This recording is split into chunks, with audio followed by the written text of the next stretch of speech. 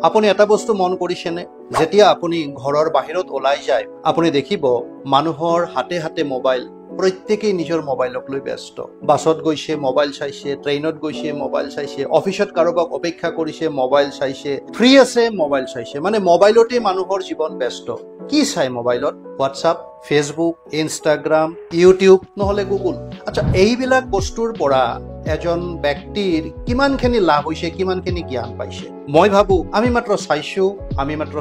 কিবা লৈছো যদিও হেতু আমাৰ মনত নাথাকে কিন্তু আপুনি চিন্তা কৰিব পাৰেনে এনেকুৱা কিছু ব্যক্তি আছে যিসকল ব্যক্তিয়ে মোবাইলতেই ফেসবুক চলায় মোবাইলতে হোৱাটছআপ চলায় মোবাইলতে ইনষ্টাগ্ৰাম চলায় আৰু তেখেতে মোবাইলৰ মাধ্যমত উপাৰ্জন কৰে